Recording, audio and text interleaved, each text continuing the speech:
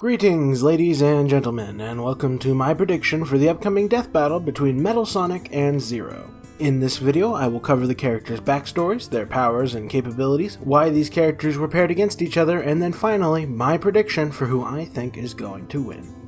Let's begin. First is Metal Sonic.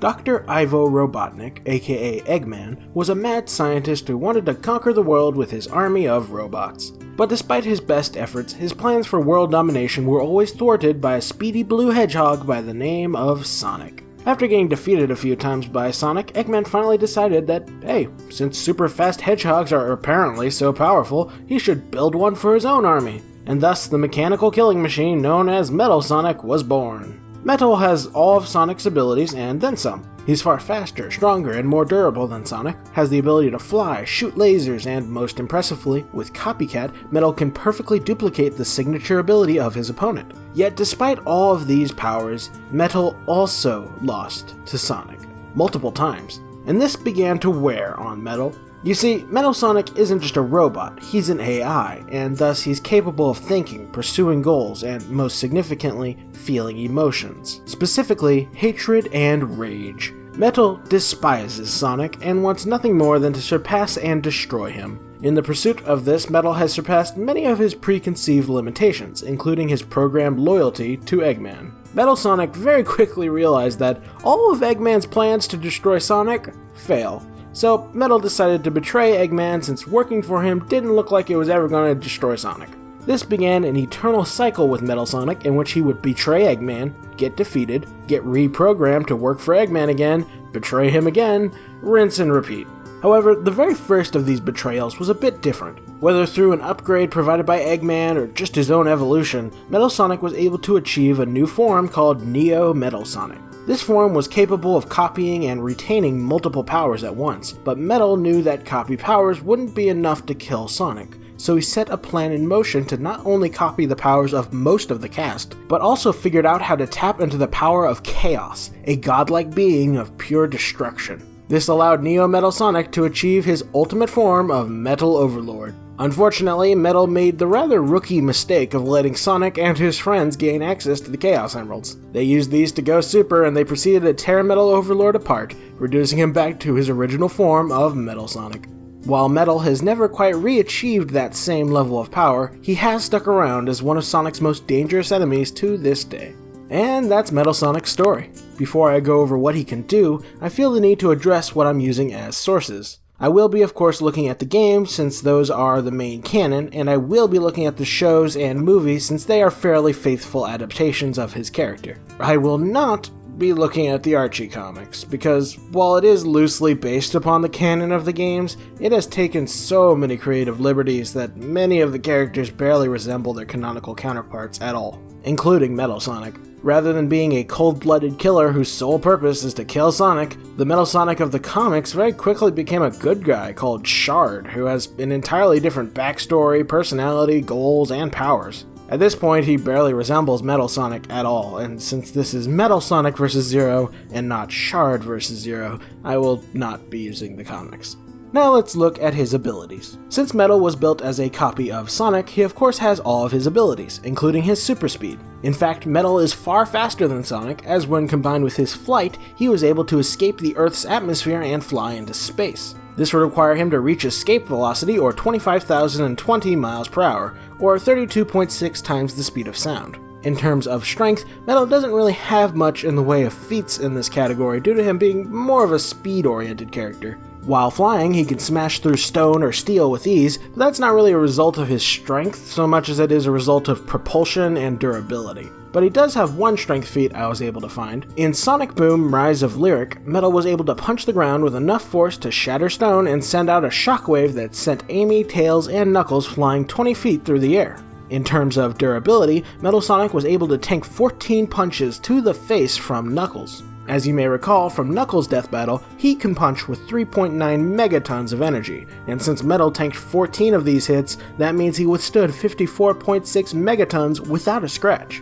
That's more explosive energy than was released by the Tsar Bomba, the most powerful nuclear weapon ever detonated by mankind. In terms of his arsenal, Metal Sonic has a number of abilities and weapons at his disposal. By using Maximum Overdrive, Metal can temporarily quadruple his speed, while also surrounding himself with a destructive aura of energy that can purportedly destroy anything it touches. By activating his Ring Spark Field, Metal releases a powerful discharge of electrical energy that can tear through metal, harming anyone who gets too close. Metal can fire laser beams from his chest, and he can even make massive balls of electrical energy that he then launches at his opponent. As I said before, Metal has access to all of Sonic's abilities, including his Spin Dash, Homing Attack, and Light Speed Dash. Now, that light speed thing may sound crazy, but it's actually rather tame. All it is a Spin Dash that deals double damage in return for requiring a few extra seconds of charge up. It's not an actual speed boost per se, it's the equivalent of Metal launching himself out of a cannon. Metal's most impressive offensive ability is Copycat. This lets him perfectly duplicate the signature ability of whatever foe he is currently facing. He can even copy abilities that you wouldn't think a robot could use, like Psychic Powers or Chaos Control.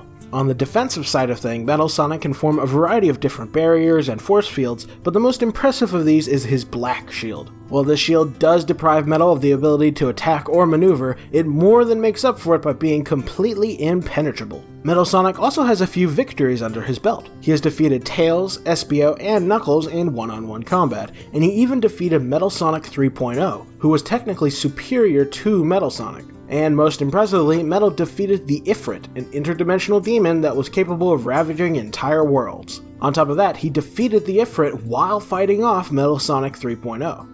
But while Metal is certainly quite capable, he also has his fair share of weaknesses. The most glaring of these is Metal's limited power supply. While many of his attacks are impressive, almost all of them require a significant amount of power to use, and after using them, Metal has to spend some time recovering. In fact, almost all of his attacks have flaws. His Maximum Overdrive attack, while impressive, requires Metal to overload his circuitry in order to use it, which means that if he uses it too much, it will permanently fry his circuits and kill him. His Ring Spark Field, while destructive, has a very limited range, and using it is a massive power drain, so much so that Metal is left reeling and gasping after using it, leaving himself wide open to counterattack. Many of his energy attacks are rather slow and predictable, making them easy to dodge. His massive energy ball attack is particularly useless in combat due to requiring extensive charge up before firing. He's only ever been able to use this attack when Eggman was there to protect him while he charged. And then there's his Copycat ability.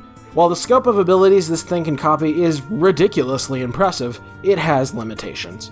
Metal can only copy one ability at a time, and he can only copy the ability for as long as he's fighting the opponent he copied it from. He cannot retain it once the fight is done. So you could have just finished fighting Shadow and just finished using Chaos Control, but if he is now fighting Knuckles, he has to copy Knuckles. And like all of his attacks, using a copied ability requires a significant amount of power, and after being used, it has to spend a significant amount of time recharging before it can be used again.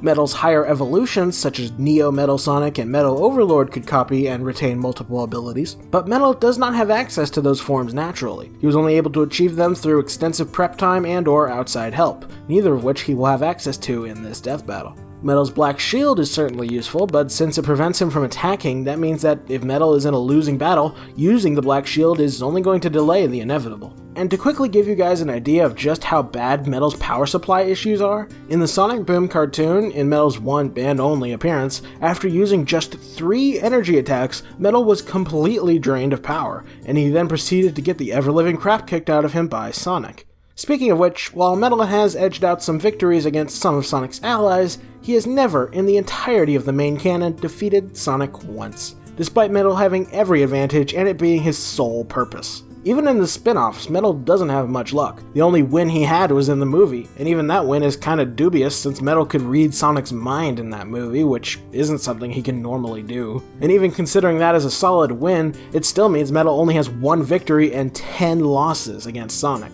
By rights, Metal should beat Sonic, since he is superior to Sonic in every way. So the only logical explanation for why he always loses is his personality. Metal is engulfed with hatred for Sonic, to the point that he loses himself in fits of rage whenever he misses out on a chance to fight Sonic. These emotions compromise Metal's ability to fight effectively. In fact, on 3 separate occasions, Metal was so focused on killing Sonic that he ran into a wall. Allow me to repeat that. On 3 separate occasions, while fighting Sonic, Metal became so obsessed with killing his rival that he lost the fight by running face first into a wall. Now, I don't want to imply that Metal Sonic is stupid. He's not.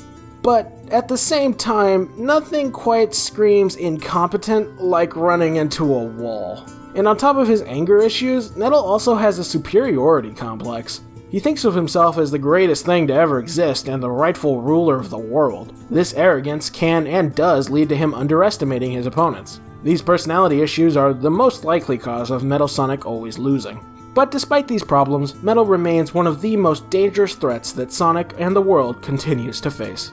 Now for Zero. In the Mega Man world, two scientists by the name of Dr. Light and Dr. Wily were in an intensive struggle for the fate of the world. Wily wanted to conquer the world with his army of robots, and Light looked to stop him with his own robot. This struggle lasted many years, but eventually both men passed away. However, before they died, they both finished their final greatest creations. Dr. Light created Mega Man X, and Dr. Wily created Zero. Both of these robots were sealed away by their creators, although for different reasons. X was sealed away so he could more fully mature and develop his sense of morality. Zero was sealed away because he had this bad habit of murdering anyone he saw. Several decades later, X was discovered by a scientist called Dr. Kane. Kane realized that X was leagues more advanced than any technology that existed at the time. So he copied X's design and created an entire society of hyper-advanced robots called Reploids. But because these Reploids were so powerful, there needed to be a failsafe in place to protect the world should any of these robots turn evil, or go Maverick as they called it. So they created a police force made entirely of Reploids called the Maverick Hunters. It was a unit of these Maverick Hunters that stumbled upon one of Dr. Wily's old labs. Upon investigation, they accidentally released Zero, who promptly slaughtered the entire unit. Not wanting to lose any more of his soldiers, Sigma, the leader of the Maverick Hunters and one of the most powerful Reploids, went to face Zero in a one-on-one duel. Unfortunately, while Sigma fared better than his men, he too turned out to be no match for Zero, who literally began to tear Sigma limb from limb. But before he could finish him off, a crystal in Zero's head began to glow, and this apparently caused Zero great pain. Sigma took full advantage of this and shattered the crystal. This knocked Zero out, and apparently this somehow fixed whatever was wrong with Zero, and he was no longer so murdery. When he came to, Zero was now actually a totally chill dude. He even joined the Maverick Hunters and quickly became one of their greatest soldiers. And in an ironic twist of fate, Zero became best friends and partners with Mega Man X, who had also become a Maverick Hunter. Unfortunately, when Zero had been released, a robotic virus created by Dr. Wily had also been released, and this virus turned Sigma evil. Sigma would then go on to be one of the biggest threats the world had ever faced. It was only through the combined efforts of X and Zero that he was taken down time and time again. However, Zero eventually realized that he too was infected, and while it wasn't turning him evil, it was possible that Zero was still propagating the virus. So he voluntarily sealed himself away until such time as scientists could figure out how to cure him. Several centuries passed, and at some point, Zero's mind had been transferred into a newer, more powerful body. He was then awakened by some people because a whole bunch of evil nonsense was going on. There was an evil Mega Man X clone running around, Zero's evil old body had been stolen, was being used as a weapon, and there was this evil old politician guy who was causing issues. So Zero destroyed the Mega Man X clone, destroyed his evil old body, and destroyed the politician. Unfortunately, that last one was a bit more difficult due to the politician having a giant laser cannon in space, so Zero had to sacrifice himself in order to destroy the cannon alongside the politician. And that's pretty much Zero's story. Now for what he can do. Zero is strong enough to punch the ground and shatter metal while also sending out an explosive shockwave that can destroy robots and shake entire buildings. In addition, Zero was specifically designed to be superior to the original Mega Man in every way, and this was a complete success, as demonstrated by Zero's ability to hold his own with Mega Man X, who is literally just a drastically upgraded version of Mega Man. In fact, X was specifically described as being a quantum leap more advanced than the original Mega Man, so it is without a doubt that Zero right out the gate was significantly more powerful than Mega Man as well. And since Zero has been receiving non-stop upgrades over the course of centuries, it's just fact that Zero is leagues beyond classic Mega Man at this point. So while I can't pinpoint Zero's maximum strength or speed, I can deduce his minimum strength and speed via Mega Man. Thanks to Death Battle's previous video on Mega Man, we know that he is strong enough to hold up a tower weighing 60,000 tons and speedy enough to be faster than lightning, or 224,000 miles per hour. And I want to take a moment to address a misconception that I've seen floating about, that Mega Man moving faster than lightning means that he's moving faster than light. That's not how that works. Lightning is made of plasma. Plasma does not move at the speed of light because it's not light. A lightning bolt only strikes at 224,000 miles per hour. Fast, but nowhere near light speed. I just thought I'd clear that up. In terms of durability, Zero has tanked some pretty big hits in his day. He was once on board a missile that crashed and exploded in a residential district, turning the entire place into a wasteland. Zero was fine. But his craziest durability feat comes from when he was at ground zero of a colony drop. Basically, Sigma had caused a city-sized space colony to careen into the planet. Zero tried to stop it by crashing a space shuttle into it, but this didn't really work, and Zero got sucked into the colony as it smashed into Earth. This impact wiped out most of humanity and rendered the surface of the Earth uninhabitable. Zero survived. Now, in order for this impact to have nearly wiped out humanity, it would have had to be incredibly destructive. In fact, it would have had to have been on par with the Cretaceous-Paleogene extinction event, aka the meteor impact that wiped out the dinosaurs. That impact resulted in the release of approximately 100 million megatons of energy. Now, as the colony fell to Earth, it split apart into several pieces, so it's unlikely that Zero tanked the full force of the blast. But even if he only withstood 1% of it, that still would have been a 1 million megaton blast. For context, the entire world nuclear arsenal is only equal to 1,460 megatons, so Zero withstood a blast that was nearly 685 times that of all the nukes combined. So that's pretty crazy. And should he suffer damage, he has an auto-repair system, which is like a healing factor for robots. This can recover Zero from some pretty serious injuries, like half his body being incinerated, but it does have limitations. Recovering from serious injuries can take weeks, if not months, so the only asset this really provides Zero in combat is that it helps him recover from minor wounds. Now for Zero's weaponry. Since Zero is a Mega Man protagonist, he of course has a ridiculously massive arsenal. However, Zero is a tad different from Mega Man. Both Mega Man and X use a variable weapon system. This lets them use the weapons of defeated robotic enemies as effectively as their original wielders. But Zero uses a slightly different setup called the learning system. This consists of Zero analyzing his opponent's abilities as they fight, and then replicating some aspect of their abilities which he then incorporates into his fighting style. In short, he scans their powers, copies them, and then uses them in his own special way.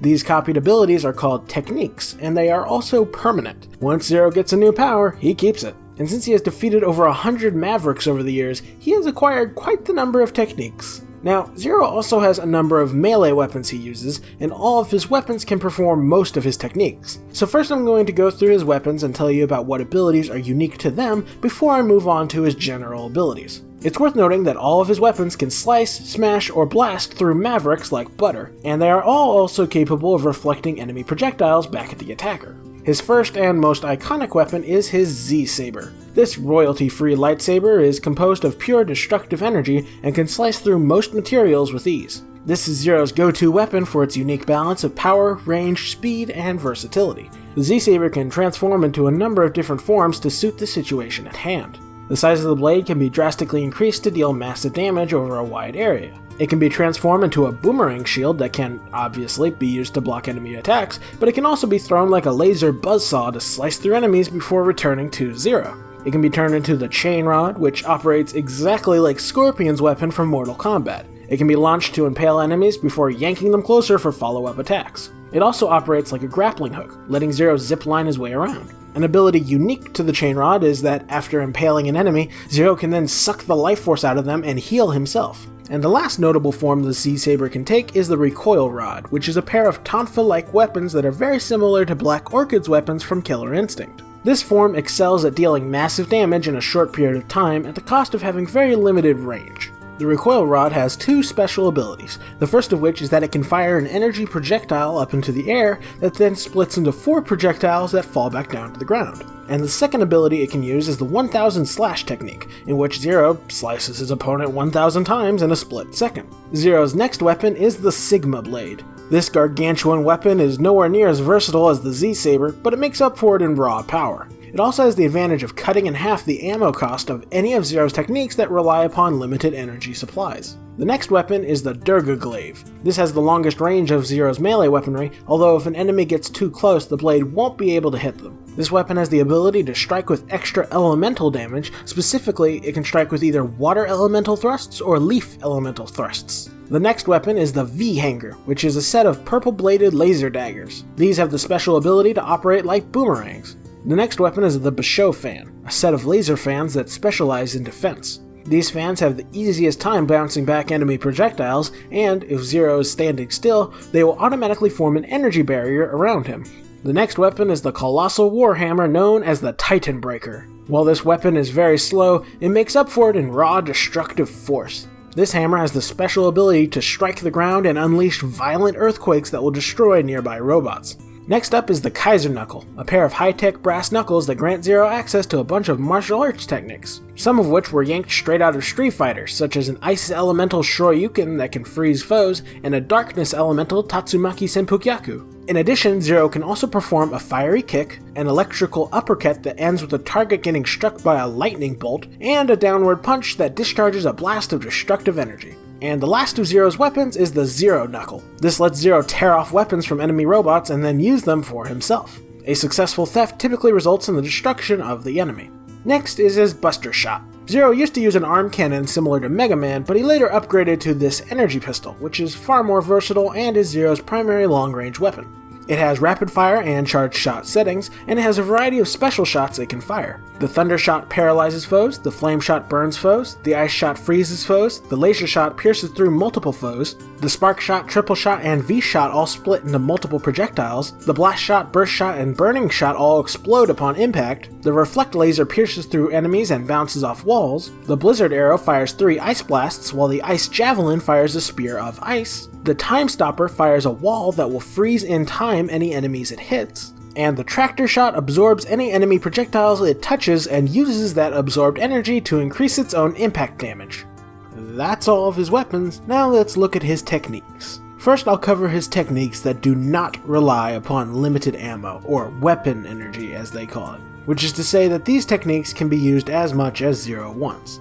Zero has learned how to engulf his weapon in flames, and this technique in particular, called the Quake Blazer, generates explosions when it connects. Zero can shroud his weapon in ice, causing it to freeze foes that it strikes. He can also shroud himself in ice as he dashes, and this will not only protect him from contact damage, but will also harm enemies he smashes into, although this technique will not protect him from projectiles. Zero can imbue his weapon with electricity, and he can even release balls of electrical energy that roll along the ground and can climb up walls, damaging and destroying enemies. And there are 2 notable techniques he can use with electricity. By performing the Raijensho, Zero does an uppercut with his weapon as he leaps dozens of feet into the air and creates a lightning tornado. And his other electrical technique is the Lightning Flash, which consists of a dash and slash at lightning speed. Zero moves so quickly during this attack that he appears invisible. Zero can also imbue his weapon with the gravity element to deliver extra heavy strikes that can shatter force fields in a single swing. Presumably this works by Zero manipulating gravity to drastically increase the weight of his weapon in order to increase striking power. Zero can also imbue his weapon with a number of other elements, such as earth, wind, wood, water, and darkness. But these don't really provide any special effects, they just deal extra damage to enemies that are vulnerable to those elements. Zero can also send out a wind elemental duplicate of himself that dashes forward and strikes any enemies it makes contact with. Zero's weapons can also send out a variety of different projectiles, including a light elemental energy wheel that rolls along the ground, slicing through anything it touches. He can also fire an energy homing missile that homes in on enemies, and he can fire deadly sword beams which slice through enemies as effectively as the Z-Saber itself. In addition, these sword beams can have elemental effects, such as the ice sword beams, which freeze foes. And last but not least, Zero can use the Goku Moken technique to enter a defensive stance that blocks enemy projectiles and allows him to counterattack any enemy that melee attacks his weapon. That's all of Zero's abilities that can be used an unlimited amount of times. Now let's look at his techniques that rely upon limited fuel reserves. These can only be used a certain number of times before they run out of weapon energy. However, Zero does have some options for restoring it. For example, he automatically converts part of all the damage he takes into weapon energy. But his safest and most reliable method of restoring his energy is his sub-tanks. Zero carries 4 sub-tanks on his person, and there are 2 types. Life sub-tanks restore Zero's health, and weapon sub-tanks restore the weapon energy of one weapon or technique. And it's worth noting that each technique has its own reserve of energy, so if one technique's energy is used up, Zero will still be able to use his other techniques. Now let's actually look at those techniques. Zero can use the Earth Geyser to punch the ground and release a wave of explosions that destroy enemies. The Fish Fang technique lets him fire 2 fish missiles. Tri-Thunder lets him summon balls of electricity that randomly erupt from the ground. Fire Wave lets him throw out waves of fire, and Lightning lets him conjure lightning strikes. The Rakuhaha and Sea Flasher let Zero fire waves of energy blasts. The Twin Dream technique lets Zero create a fighting duplicate of himself that mimics his every move and mimics his techniques. The Dark Hold technique lets Zero straight up freeze time. The only downside is that once this technique is activated, it won't deactivate until it is completely drained of fuel. The Yamar Option technique lets Zero summon a trio of robotic dragonflies that revolve around Zero while firing laser discs. In addition, they also block incoming damage for Zero, although they will be destroyed after a few hits. The Hyoroga technique lets Zero stick to the ceiling and then fire icicle projectiles from his sword. It's worth noting that Zero can still use this technique to stick to the ceiling even when it's out of weapon energy, he just can't fire the icicles. The Rakukojin technique lets Zero transform his weapon into a buster sword that strikes with enough force to cause an explosion and, upon impact, it creates a bouncing metal anchor. This technique can also be used without weapon energy, it just won't create the anchor. The Guard Shell technique summons an energy shield that reflects enemy attacks. The advantageous aspect of this technique is that it does not impede Zero's own attacks, which means that while it's active, Zero can be on the offensive and the defensive at the same time. The Bow Engine technique lets Zero release a wave of fiery explosions outwards from his body. The Rakoha technique, one of Zero's most powerful moves, consists of him summoning 11 destructive beams of energy from the sky, dealing high damage to nearby foes. And lastly, a similar technique that is also quite powerful is the Tenshoha technique, in which Zero launches a single destructive beam of energy straight upwards. And with that, we've looked at all of Zero's techniques. In terms of mobility, Zero cannot naturally fly, but he does have boosters built into his feet that let him increase his speed while on the ground, and it does give him some control while in the air. But while Zero cannot fly naturally, there is a workaround. You see, Zero can enter something called Hyper Mode. This allows Zero to transform into a significantly more powerful form. There are 2 forms he can choose from, and the first of these is Black Zero. This form doubles Zero's attack power and boosts his speed by 50%. But the other form he can take, which he got later, is way better and is called Absolute Zero. This form, aside from looking totally rad, grants Zero a significant boost to all his stats, the ability to fly, and what appears to be the ability to teleport short distances. Either that or it just boosts his speed so high that he appears to be teleporting. The only downside to Hyper Mode is that it doesn't last very long. While the exact duration isn't clear, it certainly lasts less than a minute, and it might last as little as 30 seconds. But it's still pretty useful, and he can charge enough energy to use it more than once provided that the fight lasts long enough. In terms of skill, he is a highly capable martial artist and swordsman. He is also very calm and collected in combat. When fighting, he tactically analyzes his opponents and identifies their weaknesses in order to end his fights quickly and efficiently. In addition, his stamina is quite impressive. He has fought and defeated entire armies of killer robots on his own over extensive periods of time. In fact, on one occasion, he fought off assault from enemy robots for an entire year with almost no opportunity to rest or repair. In terms of experience, Zero has at least several decades of combat experience fighting off various robotic threats to the world. This includes over 100 specialized Mavericks, each with their own unique powers and capabilities, so the scope of Zero's experience is quite expansive. Zero also has a number of more notable victories. He has defeated multiple evil doppelgangers of himself, he defeated an evil doppelganger of X on 2 separate occasions, and most impressively, he defeated Sigma 6 times. Beating Sigma once is impressive because he was one of the biggest threats the world had ever seen, but it's extra impressive to beat him multiple times because every time Sigma resurrects himself, he always comes back bigger and badder than ever. But while Zero's resume is certainly impressive, he still has some weaknesses. All of his more impressive attacks and techniques rely upon limited ammo reserves. In addition, while Zero can fight at long range, he is far more effective at close range, which is a discrepancy that can be exploited. Also, most of the time, Zero's mobility is pretty much limited to ground travel, which is something that more mobile enemies can take advantage of. Zero is also far from invincible. In the past, he has demonstrated a vulnerability to fire, and should he sustain damage, his options for recovering in combat are limited. But even so, Zero is still a badass and one of the greatest heroes in the Mega Man universe. And that's everything I know about these characters. Before I give my prediction, here are the similarities between these two characters. Both were created by villains of their series. Both were created to destroy blue heroes. Both betray their creators' wishes. Both are fan favorites. Both were the greatest creations of their respective creators. Both are robots. Both can copy powers. Both have threatened and saved the world. And the creators of these two robots fought in their own death battle in the past. Alright, now for my prediction. I think the winner of this death battle will be Zero. Both of these characters are impressive in their own right, but when you line up their histories, abilities, victories, and failures next to each other, it becomes clear that Zero's got this.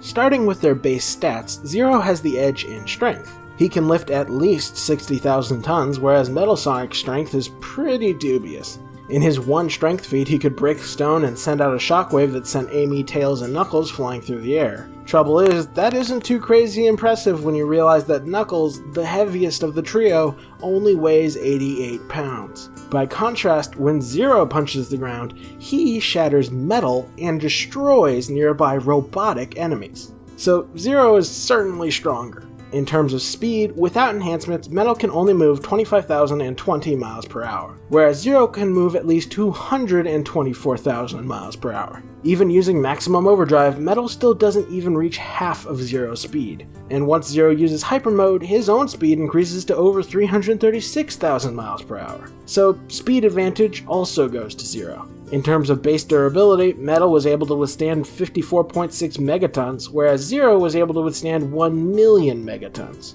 But while Zero has more durability, their defensive techniques are actually more even. Metal Sonic's impenetrable black shield is more impressive than any of Zero's defenses, but because it incapacitates Metal while it's being used, it lacks versatility. By contrast, Zero's defensive techniques offer far more versatility and range of options to Zero, but they aren't quite as strong as the black shield. However, the pendulum swings back into Zero's favor when it comes to repairing damage taken. Once Metal takes a hit, it's permanent. He has no way to fix it, whereas Zero has numerous ways to heal himself. And when comparing their arsenals, Zero has everything Metal has, and then some more, and then even more, because this is a Mega Man character we're talking about. And when comparing the range of their weapons, both of them are far more effective in close range, but even at long range, Zero's Buster Shot gives him far more options and far more consistent effectiveness than Metal Sonic's Laser Blasts, which, again, drain Metal Sonic's energy rather quickly and also tend to be pretty easy to dodge.